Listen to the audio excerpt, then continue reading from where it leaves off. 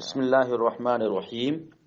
اللہ رب العالمین کے بہترین ناموں میں سے ایک نام البصیر ہے۔ البصیر، اللہ رب العالمین سمیع ہے اور بصیر ہے۔ البصیر یعنی ایسی ذات جو اپنے اندر سارے مشہودات کا ادراک کرنے کی صلاحیت رکھتی ہو، جو سب کچھ دیکھنے والا ہو، جو ہر چیز کو جانتا ہو اگرچہ وہ تحت الثری اور زمین کی انتہائی زیادہ گہرائی میں کیوں نہ ہو۔ اللہ تعالی جملہ مبصرات اور مدرکات اور مشہودات کا اس رب العالمین کو علم ہے۔ علامہ ابن القیم رحمہ اللہ نے جب البصیر کا ذکر کیا تو بہت بہترین بات لکھی ہے۔ فرمایا البصیر اس ذات کو کہتے ہیں جو اپنی بصارت کے کمال سے ایک چھوٹی چیونٹی کی تفصیلات بھی جانتا ہو، دیکھتا ہو۔ ایسی ذات جس کو ایک چھوٹی سی چیونٹی کے اعضاء، اس کے گوشت، اس کا خون، اس کے مغز، اس کی رگیں اور شب تاریک میں ٹھوس چٹان پر اس کا رینگنا بھی وہ جانتا ہو، ایسی ذات کو البصیر کہا جاتا ہے۔ تو اللہ رب العالمین سارے الوان و اجسام، سارے افعال و اعمال، سارے ہیئات و اشکال کا دیکھنے والا ہے، جاننے والا ہے۔ ہر شے سے اللہ رب العالمین واقف ہے، خواہ وہ چھوٹی ہو خواہ بڑی ہو، یا اس کائنات کے کسی بھی کونے میں رہنے والی ہو، اور دنیا کے سب سے تاریک ترین ذرے کی شکل میں کیوں نہ ہو۔ اللہ رب العالمین ان ساری چیزوں سے واقف ہے۔ وَهُوَ السَّمِيعُ الْبَصِيرُ۔ اللہ رب العالمین کا یہ نام قرآن کریم میں 42 سے زائد مقام پر آیا ہے۔ کہیں پر مجرد البصیر کہا گیا، کہیں بصیر کی صفت سمیع کے ساتھ آئی ہے، اور کہیں بصیر کی صفت خبیر کے ساتھ آئی ہے۔ اللہ رب العالمین فرماتے ہیں واللہ بصیر بالعباد، اور اللہ رب العالمین اپنے بندوں سے بہت ہی اچھی طریقے سے واقف ہے۔ فإن اللہ بما يعملون بصیر، بے شک اللہ رب العالمین جو کچھ وہ کرتے ہیں ان ساری چیزوں سے وہ باخبر ہے۔ ان اللہ کان سمیعا بصیرا لیس کمثلہ شیء وہو السمیع البصیر۔ اس رب العالمین کے مانند کوئی شے نہیں ہے، اور وہ خوب سننے والا ہے اور خوب دیکھنے والا ہے۔ انہ بعبادہ خبیر بصیر، بے شک وہ اللہ تعالی اپنے بندوں کے ساتھ خبیر بھی ہے اور بصیر بھی ہے۔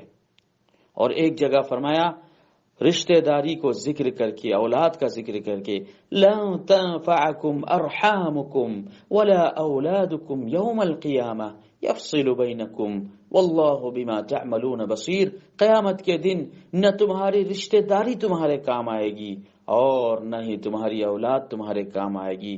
وہاں تو تنہا تمہیں اپنے اعمال کا حساب دینا ہے، پھر اللہ رب العالمین تمہارے بارے میں فیصلہ فرمائے گا، اور وہ بہت ہی خوب جاننے والا ہے اور بہت ہی خوب جانتا ہے تمہارے اعمالوں کو جو تم اس دنیا کے اندر کیا کرتے تھے۔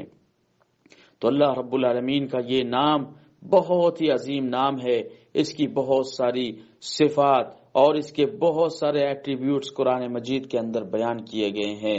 اللہ رب العالمین کی ذات وہ ہے جس نے کان کی ہڈی کو سننے کی صلاحیت دی، آنکھ کی چربی کو دیکھنے کی صلاحیت دی، زبان کے گوشت کو بولنے کی صلاحیت دی۔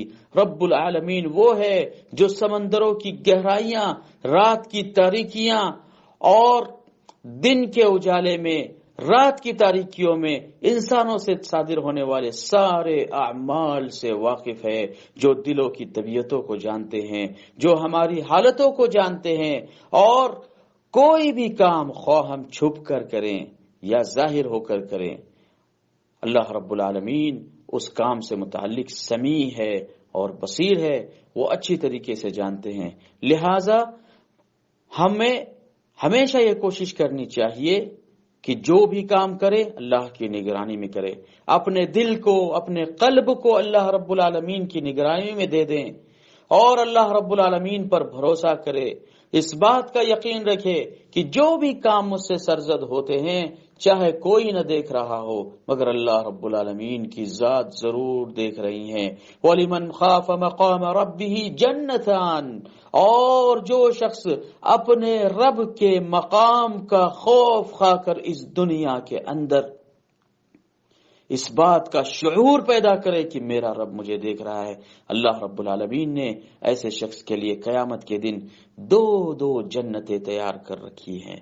تو ہمیں کوشش کرنا چاہیے کہ ہم اپنے آپ کو اللہ رب العالمین کے حوالے کر دیں اور پھر دیکھ لیں کہ ہمارے دل اور ہمارے معتقدات کس قدر اللہ رب العالمین ہمارے لیے محفوظ کر دیں گے، اور ہمیں ہمیشہ اس بات کا اشعار ہوگا، ہمیں اس بات کی ہمیشہ یہ فکر ہوگی کہ مجھ کو تو اللہ رب العالمین دیکھ رہا ہے، مجھے اللہ رب العالمین اپنی نگرانی میں لیے ہوئے ہیں۔ تو میرے بھائیوں، اپنے آپ کو اللہ کی نگرانی میں دے دو، اللہ رب العالمین آپ کی ہر چیز سے واقف ہے، وہ سمیع ہے، وہ بصیر ہے۔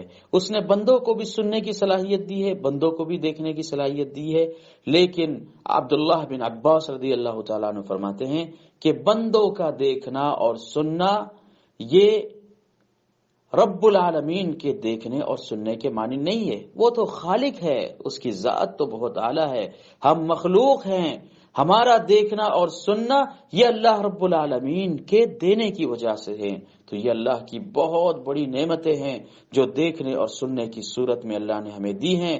ہمیں اپنے کانوں کی، ہمیں اپنی آنکھوں کی حفاظت کرنی چاہیے۔ اللہ رب العالمین ہم سب کو اس کی توفیق نصیب فرمائے۔ وآخر دعوانا ان الحمد للہ رب العالمین۔